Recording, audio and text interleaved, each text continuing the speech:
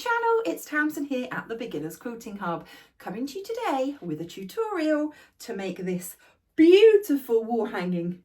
I've called it the Patchwork Love Heart wall hanging, and I'm going to show you step by step how to make the front of the wall hanging, and then there will be a part 2 video showing you how I layer it up and do the quilting and the binding. So let's get going. The way that I wrote the original block pattern was designed that it will give you loads of freedom in terms of playing with colour. So you can have a heart that is one colour and you could repeat that to make a whole quilt. You could do each heart a different colour within your quilt, but equally you can really play around with the individual hearts. And because it's made up of 3 sections, so you've got the flying geese unit at the top, the rectangle in the middle, and then the larger half square triangle, and then obviously the reverse of that. You can really play with colour. So you could have a really scrappy design where all your hearts are made up of different coloured fabrics. I think as long as you keep that background consistent, you'll still be able to see the design, especially if you use something a bit more bold, bright, vibrant as the heart, and something really pale white. I mean, I love white. We all know I love white. This is White Liberty and pink Floral Liberty. But as long as you kind of play around and you keep the background consistent all the way around the heart, you can really go scrappy with this. Equally, you can play around with the placement of colour within the heart. So you could have the top sections and the bottom sections one colour, and then a stripe going through all of the hearts in a different colour, something like that. Now what I'm going to do is I'm going to sew up all of my hearts, but I'm going to stop when I get to the halfway point. So what I'll have is 18 half hearts, and I'm not going to sew them together, and then I'm going to switch them around. So I will end up with 18 halves that I'm then going to turn into 9 hearts. The fabrics that I've chosen are these. Now I narrowed this down from 7 pink and red fabrics to 5 because I think 5 is a manageable amount of colour for this wall hanging, and I didn't want to go too crazy and have lots of wastage. Might not want to do traditional reds and pinks. That's just the kind of feel that I wanted to go for with my wall hanging. I've given all my material a good starch and a good press, and then I've cut out the squares as per the pattern and just laid everything out in the sections for the 9 different hearts that I'm going to make. There is a whole pack of labels in the pattern for you to use. So these are going to be our A pieces, this is going to be our B, these are our C, and this is our D and our E. So the first thing we're going to do, we're just going to move these to one side, and then we'll work through letter by letter, trimming everything. So our A pieces, we need these to be cut on one diagonal to make 2 triangles from each square. So there's 2. And repeat the same with this one. Right, so that's that. Then we're going to grab our piece B, which is the larger of the pattern. And what we want to do is we want to cut this across both diagonals. So I'm just going to be really accurate and place my ruler, running it exactly on both diagonals. Oh, moved a little bit. So there's one. I'm just going to lift my ruler up, twist it round, and if you've got a rotating cutting mat, this is the time to use it. And then across that second diagonal, and that will reveal 4 triangles. Those, we don't need to do anything to these are the centre pieces, and then this here is going to become our half square triangles. So we're simply going to cut these on the diagonal.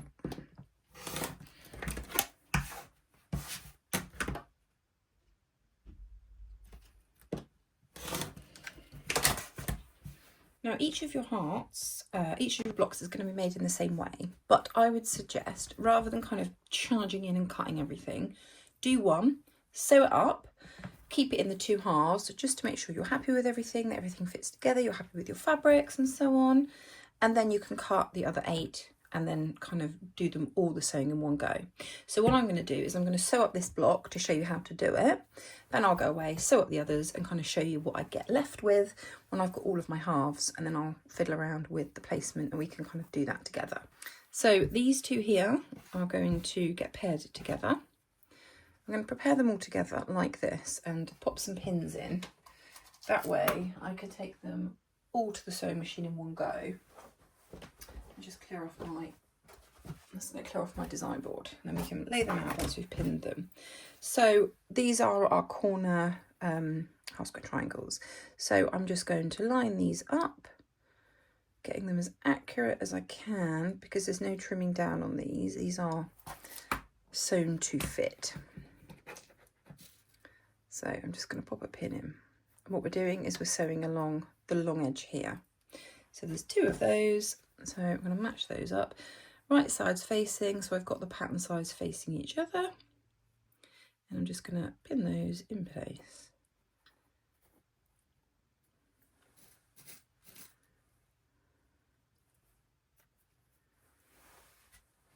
Let's switch this pin around. Okay, so we've got 2 there ready to sew. The top of the block is made up of 2 flying geese units, so I'm going to show you how to make this. Now, I'm using the 1 at a time flying geese method.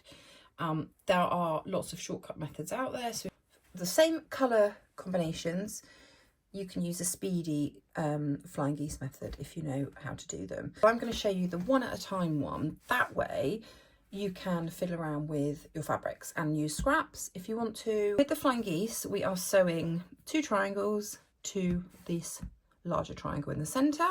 They're going to overlap. We're going to have overlaps here and here.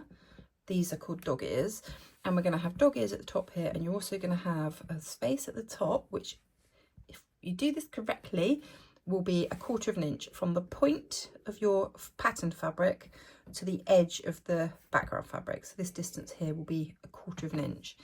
Now that, do not make the mistake of cutting that off.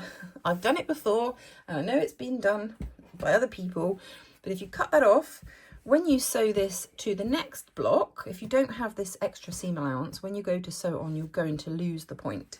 So the purpose of this 1/4 inch is that when you sew your 2 pieces together, whatever you're going to sew above the heart, you're going to sew with a 1/4 inch seam, and then that's going to leave you with the perfect point, or as close as we can get to it underneath. So let me show you how to do that. There's different ways of doing it. This is how I do it. Now I always lay mine out like this each time I do it. Pick a side that you want to go first. The way that I've written it into the pattern, I've used the right hand side. You can equally use the left, it doesn't matter, but use the same for every single flying geese in the whole project. So whatever it is that you're doing, do it in the same order. So if you do the right first for the first one, do the right first for all of them. That way, all of your flying geese will lay in the same direction. So you need to take the patterned fabric, lay it like this, and we're basically going to sew the 2 smaller triangles to the 2 short edges of the larger triangle. And we're going to do that like this. You're going to fold the smaller triangle here, right sides together, so the pattern sides facing each other, on top of each other. And then just use your fingers to wiggle this down until that's not even a tool, right, until the corners match, as close as you can get it, that edge matches, and that edge matches. So you're looking for 2 edges to match and the corners to match. And what you should end up with is something that looks a bit like this. So you've got this overhang here. So if I peel that back, you can see this all lines up, this lines up, and you can just use your fingers just to kind of wiggle the fabric, just get it as close as you can, and then you'll have a bit over the top. And then I'm going to grab a pin and just pin this in place. All we're doing. Now, if it wiggles, we can move it around when we get to the sewing machine. I'm going to sew 1/4 inch seam down this edge here. So when we open it up, it will open up and look like this. And we're not going to cut it, we're just going to press it open. This one I actually just finger pressed, and then I gave it an iron at the end. So it's not a necessity to use your iron to press all of these little seams. If, like me, you have to kind of get up from your desk, walk over the room to the ironing board, you might just want to finger press or use a seam roller to just seam roll your seams. But if you can use an iron, then use an iron. I think it's always a bit of a better option. That's that. I'm going to go and sew this and then show you. In fact, I'm going to take you over to the sewing machine with me. We're going to sew this edge and I'm going to show you what that looks like, and then we're just going to add the second one to it. So we'll back at our sewing machine and I'm going to sew together the two edges here. So it's the edge that we've pinned. I'm going to use a leader, that way the point of my triangle, we stand a chance of not losing it in our stitch plate. The other alternative is you can actually flip your shape over and start sewing here, which is I think what I might do, because obviously here we've only got one layer and actually this end we've got two layers. As long as you make sure you're sewing the right edge, you can flip your triangles over, use a leader to do your first stitches, and then just start stitching along, keeping a nice consistent 1/4 of an inch seam, making sure that all your fabric's lined up. And I sometimes like to take the pin out and just use the pin to kind of guide my fabric through. I know you can get stilettos and things like that. That's something I always forget to buy when I go to the craft shop. So we're just going to pop that through and make sure that goes all the way through there. Cut my fabric. And let's, oh, don't lose the pin. Right, let's snip that free. I'll show you what that looks like. So here's our block. And here it is. So this edge here lines up. We've got our points, and then at the top it kind of looks a bit odd. You're sort of thinking, well, that doesn't quite line up, it doesn't quite match, I've got a bit of a weird dog ear showing. That's what it's supposed to look like. When you add the second piece, you will get your seam allowance, because it will eat into 1/4 of an inch of this, lay across here, and that will create your seam allowance. Now I'm just going to finger press this. When I make my flying geese, some people choose to press their seams open. I'm a big advocate of pressing seams open. However, with flying geese, it can be a bit fiddly, especially if you're making lots of them. And actually, they do want to lay like this. So they like to have the seams going towards the small triangles. So this is how I do my flying geese. And then I'm going to add the second triangle. I'm just going to repeat what I did before. So I'm going to add this triangle like this. And by the time you've sewn it in, it will create everything and it will look how it's supposed to. Just repeat it in the same way. Popping it on top, so right sides together, pattern sides together, match up that corner the best you can. Make sure that the fabrics are lined up here and here, and then pop a pin just to keep it in place. And we're going to start sewing again. So a few stitches on my leader, and then we're going to go. This time it's easier because it's facing the right direction. You don't need to flip it over. Just making sure as you're sewing along that everything's staying where it's supposed to be. Everything's still lined up. And you're keeping as consistent as you can on your seam allowance. This is when your seam allowance is really going to come into its own. And I'm going to come right off the edge. Let's have a look. So, cut my leader free, pop that back under, ready for the next bit. And when I peel this back, we've got our unit. So here we go. Now we're going to be cutting this down to make sure that it's the right measurement, and we've got a nice 1/4 of an inch seam at the top here. So I'm just going to start sewing, and I'm sewing a 1/4 of an inch away from the wide edge here. And when I come to my pin, I'm just going to pop that out. And I'm using the Seam So Easy guide. I've got a video on this and how to fix it to your machine and the kind of benefits of it. I'll link that in the description box below if you want to have a look at investing in one of these. And then got another longer one. So we've got a half square triangle. You should now have these. So, and you can actually see your heart starting to form. 3 pieces for each side: flying geese, rectangle, half square triangle. I have pressed my half square triangles open. You can press them to one side if you like. Just kind of habit, I always press open apart from the flying geese. So my flying geese are pressed towards the triangles. Now, this looks a bit untidy with all the dog ears, and we just want to make sure that everything's measuring correctly. It looks pretty good looking at the width, but we might just need to trim down a tiny bit on these flying geese just to tidy up those top edges. So I'm going to move the rectangles to one side, and let's start with the half square triangles, shall we? The size that we want them to be is 3.5 by 3.5. So we want 3.5 by 3.5 square. And the way that we're going to do that, now this is when a square ruler really comes into its own. If you've only got a rectangular longer ruler, cutting half square triangles is going to be a little bit of a chore. So if you're getting into your quilting and you're enjoying it, I would highly recommend grabbing one.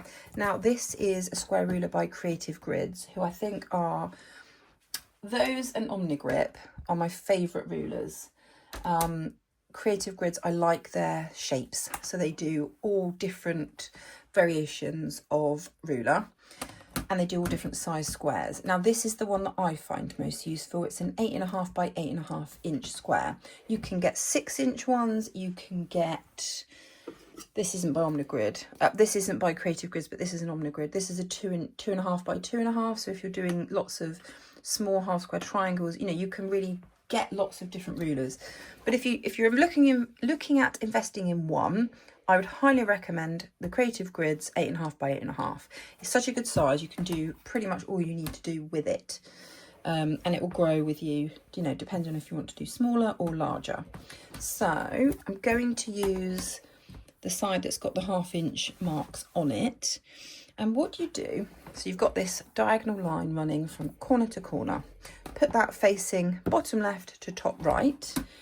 If you're right-handed, if you're left-handed, you'll probably do everything in reverse. Pop your half square triangle down so that the diagonal is going in the same direction. And then what you want to do is line up that diagonal line there with the center of the two pieces that you've sewn together. So it's going to go on your stitch line. We're just going to wiggle it in to make sure that you can cut out 3.5 by 3.5. So you want to be able to see that you've got a little bit of seam. Now you're not going to have much, because the way the pattern's written, I just didn't want to create too much fabric wastage. So you may need to wiggle around a bit and get everything lined up. So I've got a little bit of fabric at the top, a little bit at the side. You can see I've got a little bit here and a little bit here. And that diagonal line is running exactly on my stitch line. And all I'm going to do is I'm going to take my rotary cutter and I'm going to cut to the top and across the top. And that's going to trim those two sides down, spin it around and repeat. But this time I'm going to line up the side with this part of the ruler and the bottom of my block with this 3.5. So I've got 3.5 here and 3.5 here. And the diagonal line once again running across. There's a tiny bit of fabric at the top there and a bit down the side, and I'm going to trim. And by doing this, we cut off those dog ears and we just completely square up our unit. So there we go. Perfectly sized 3.5 by 3.5 inch half square triangle unit. And we're going to repeat. So I'm just going to give this one another little press. Because it feels like it's got a little bit out. Here we go. I'm going to do exactly the same again. So 3.5 by 3.5, making sure I've got a tiny bit of fabric all the way around. Line up my diagonal there. And just going to cut it. Cut those bits away. There wasn't much to cut away on that one. And repeat. Get these all centered. The most important part is that diagonal line. That means that just makes sure that your half square triangle is that's just going to help with your accuracy. Right, let's get rid of all these little bits. So we've got 2 half square triangles cut, we've got our rectangles cut, good to go. Next up is our flying geese. We want this unit to end up at 2 inches by 3.5 inches, and we want to make sure we've got a 1/4 inch overhang at the top here. The way that we do that is you want to spin your flying geese around so that your smaller triangles at the bottom, larger triangles at the top. And again, we're going to be using this diagonal line. And so we want to have, so again, there's not much wiggle room here at all, which is good. What we need to do is find the half mark between 3.5 and 0, which is, it's going to be, hang on, let's do it on the inches. That's going to be easier, isn't it? Right, so rather than using the 1/2 inches, I'm going to use the whole inches side. So this is pretty much the right size. So we really are just trimming up. What you need to do is find halfway between 0 and 3.5, which is going to be 1.75, or on here it will be 6/8, which is basically 3/4. We've got our 1/4 of an inch line, 1/2 inch and 3/4. And basically we want to match it up with our 3/4 line, which will be 6/8. Sounds very messy, but actually when you're doing it, it will make sense. But this is how you get really accurate flying geese when using a square ruler. This line here is where I want my point to match up with, and that is 1.6 or 1 3/4. Okay, so 1 6/8. So we're going to go 1, 2, 3, 4. That's half, 5, 6, 3/4. So I'm going to make sure that that point there is right on the point of my flying geese. And then I'm going to pivot my ruler round, keeping that line on the centre, and match up my diagonal line with this diagonal line on my flying geese, my stitch line. Now I know anything that's out and, oh, I did not want to do that. Anything that is out and around that needs to be trimmed. So I've got a bit of fabric here, I've got a dog ear and a bit across the top. So I'm going to take my ruler, take my rotary cutter, holding my ruler in place, and I'm just going to cut off any excess fabric. And as I say, it's going to be minimal, but it's just going to allow us to tidy it up a little bit. Then you're going to flip it around. So this edge now looks nice and neat, this not so much. And what we're going to do now is we're going to line up 3.5 down this side and the 2-inch line here. So 2 inches down, we're going to use that line, and we're going to come across 3.5 inches here. And then what should happen is when you're looking at this, you should have a 1/4 of an inch, which I have. So this dotted line here is my 1/4 of an inch, and you can see the fabric over the top. So I'm just going to trim that down.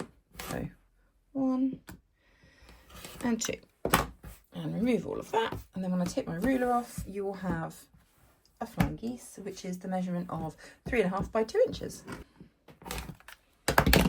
Woo! Oh my goodness. Right, here we go. So we can get rid of all the little bits and pieces, and we can lay everything out.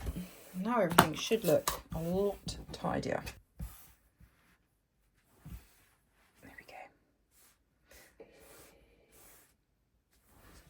And you can probably guess what's coming next. We're just going to sew our rows together.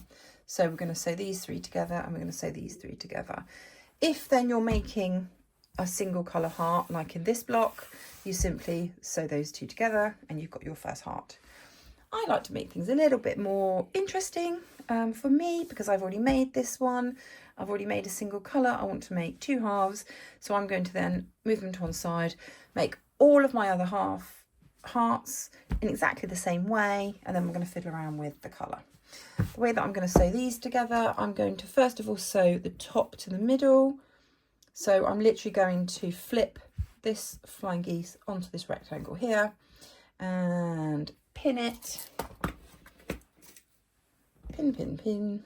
So, oh, a couple of pins in just to keep it in place. I'm going to sew across the top, obviously removing the pins as I sew, and then I don't need to press this edge in order to then add the half square triangle. So once this edge is sewn, I can flip it open like this, and I'll have my unit will be sewn like this, and then I'm just going to add my half square triangle onto the bottom and sew that. Then I will press everything at the end.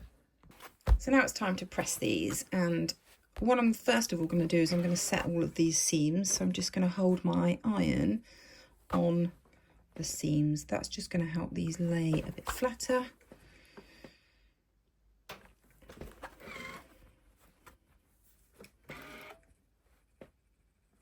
Right, and then what I'm going to do is I'm actually going to press these open. So I'm going to use my fingers and just open up these seams, give them a little finger press, and then gently just lifting and pressing. We don't want to distort the fabric or move it out of shape at all. And this one as well. It's always caused me bother after I've set them, which is a good thing. It's showing that the setting has worked. Right. Making sure that you don't interfere with any of your other seams. Just hold the iron down. There we go. And then I'm going to give it a press from the front, making sure that these stay open. And just give it a little press from the front. And there is our half heart. I really do love this fabric. I think it's lovely. There we go. Now it's time to just put on a good audiobook or a Netflix program and get batching. We're going to make up all our hearts in exactly the same way that we've just done.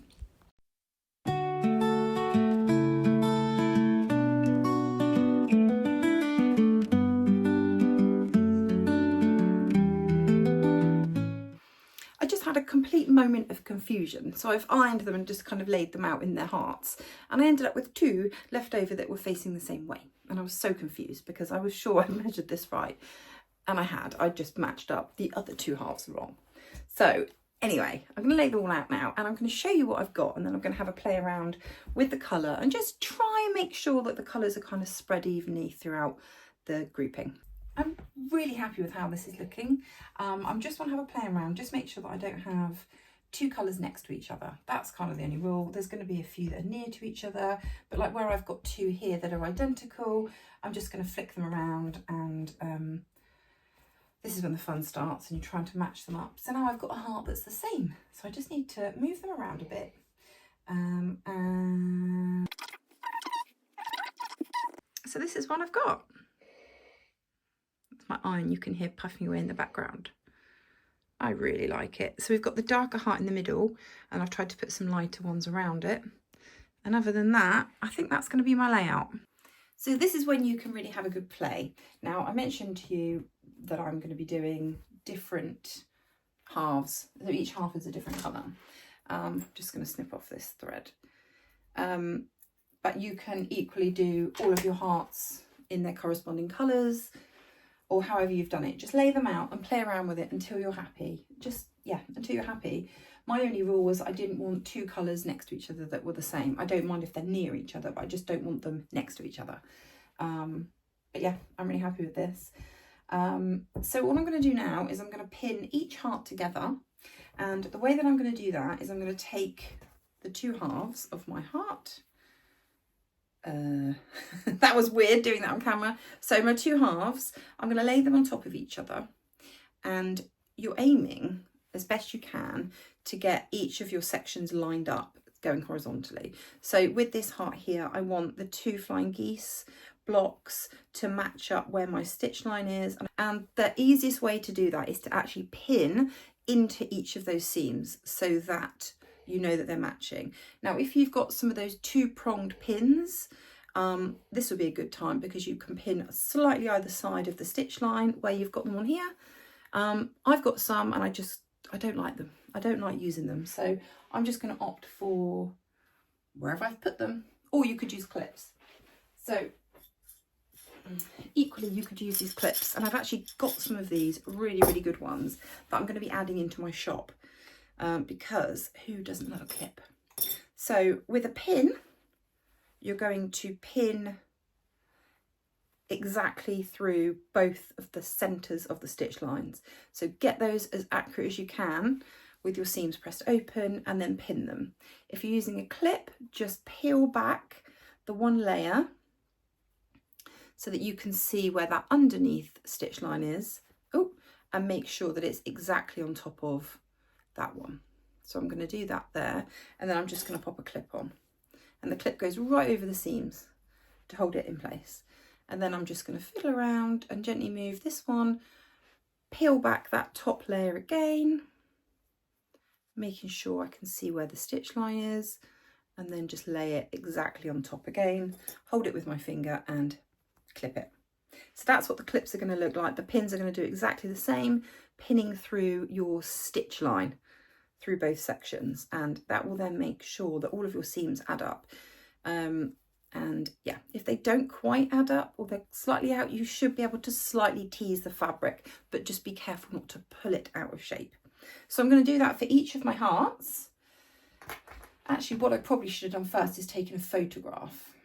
So I'm going to do that. I'm going to take a photograph of my layout, so then when I mix up my hearts and take them over to the sewing machine, if they get out of order, I can just lay them back down. Yeah, so I'm going to do that first, and then I'll sew them up and come back and then press those seams open, and then it's going to be a case of actually sewing it into the final front. So let's go.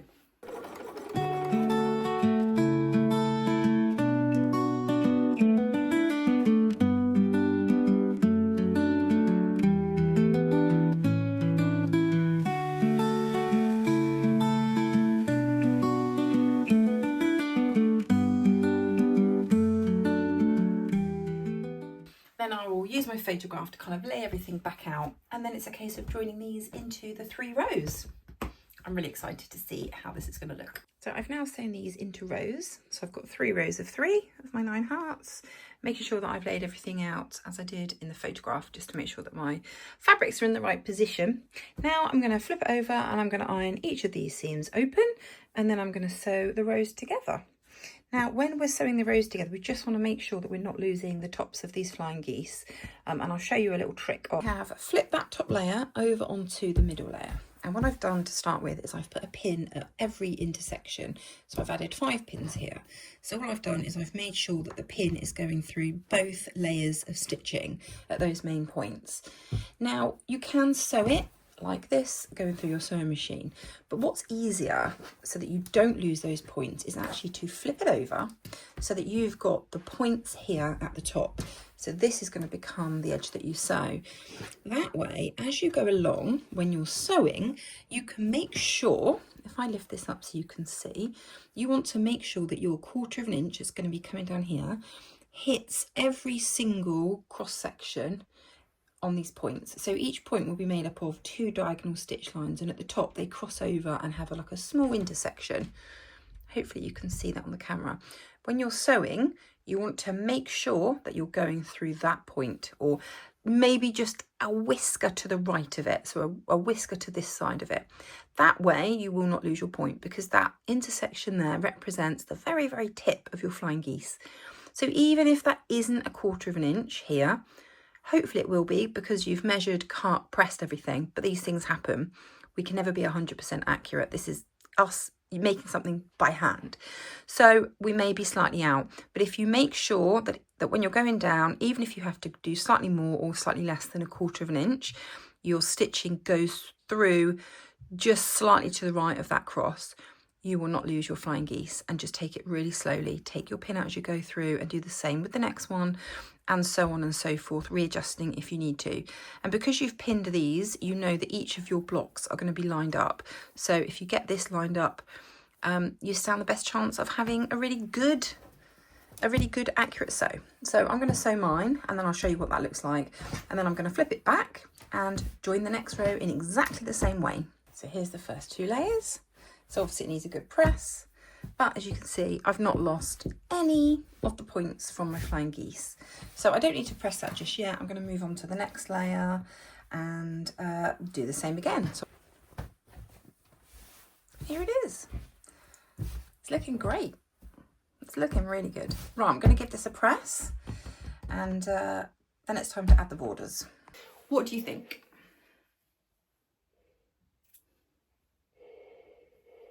It's so cute. I love it. So the next job is to add the borders. Now I'm going to add a double border to mine.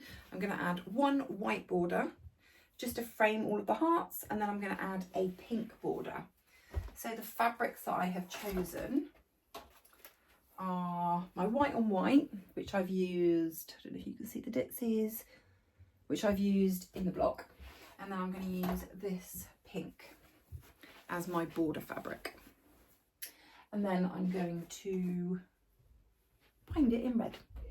So I'm still using the same fabrics that I've used in the wall hanging, but yeah, just think that will add a really nice frame to this. It's now time to add some borders. So I've given you the measurements for the borders, but what I would say is measure your piece and cut your borders to your piece. So I have squared mine up slightly. There wasn't much to remove, and I've given it a press, and then I've measured it, and so I've cut my borders to fit mine, and I suggest you do the same. So literally the top one and the bottom one will be the width of your wall hanging, and then use the measurement in the pattern for the width. And what I'm going to do is I'm going to flip it over, and I'm going to sew 1/4 inch here, and I'm going to use the method where we sew through each of these crossed stitch lines to make sure that I don't cut off the points of my hearts.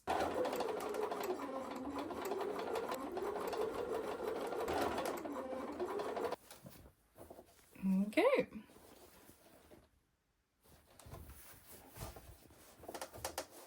See how we haven't lost any of the points?